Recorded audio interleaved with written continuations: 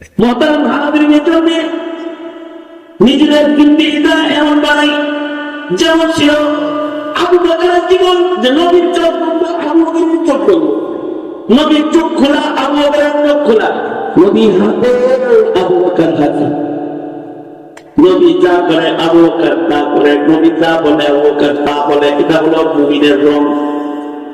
আর মুমিন সর্বক্ষণই কোরআন সুন্নাহর আলোয় থাকবে।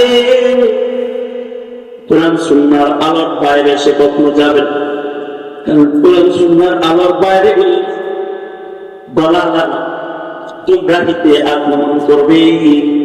জমিনে কোরআন সুন্নাহ যতদিন থাকবে ততদিন শরীর শরীর হবে, ততদিন মানুষ বানর হবে না, ততদিন তাকওয়ার নীতিমালা নষ্ট হয়ে লড়াকি কলা প্রতিষ্ঠা পাবে না, ইমানের তাওহীদ বাতিল করে কাদিয়ানিয়ত প্রতিষ্ঠা পাবে না, নাস্তিক কুফার আর মুরতাদদের ইসলামের রাজ্য বড় হবে না।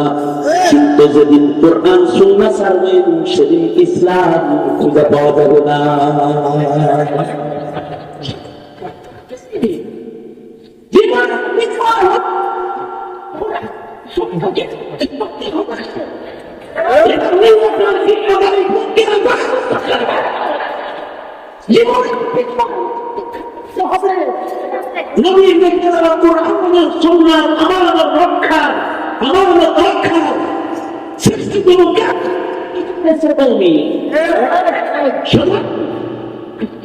সকলের জিম্মাদারি হলো এই মাদ্রাসাগুলোকে পাহারাদারি করা।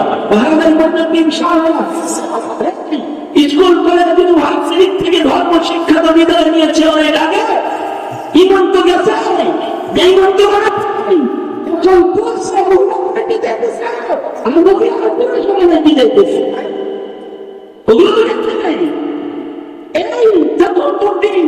তখন এই ইমানের মার্কাজ, এই মাদ্রাসাগুলোর পাহারাদারি করার দরকার কি দরকার না?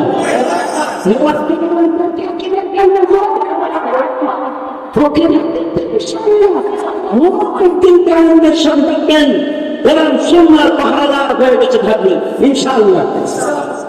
বাতিল ব্যক্তি স্বপ্ন দেখে আপনার দেশ থেকে কোরআন শেষ করবে, সুন্নাহ শেষ করবে, আপনি তাদের স্বপ্ন বাস্তবায়নে নীরব হয়ে যাবেন। যারা বাস্তবায়নে নীরব হয়ে যাবেন, আপনি আপনার স্বপ্ন দেখবেন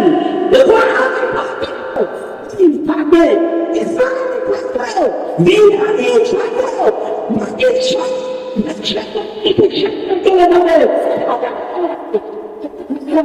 স্বপ্ন এবং এটা আপনার এই স্বপ্ন বাস্তবায়নে যদি জীবন যায়, জীবন দিতে রাখবে।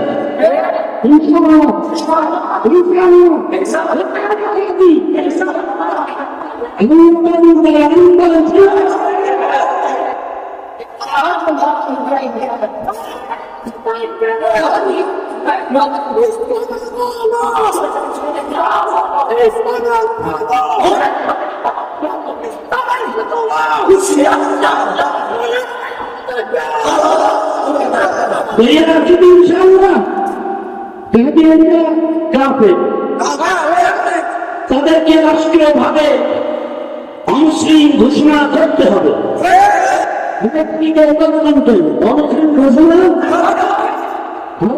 অমুসলিম ঘোষণা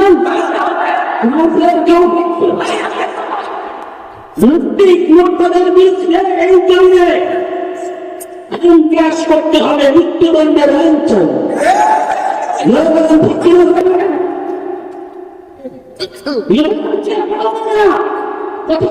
শিক্ষা জ্ঞানকে কোনখানে করে রাখা নয়, দিন শিক্ষার মুক্ত হালত চাই, দিনদারের মধ্যে চাই, আনন্দের মধ্যে চাই, বন্দী আনন্দের মধ্যে চাই, নিরাপত্তা চাই। কারণ দিন থাকবে, ইসলাম থাকবে তো স্বাধীনতা থাকবে, দিন থাকবে না, ইসলাম থাকবে না তো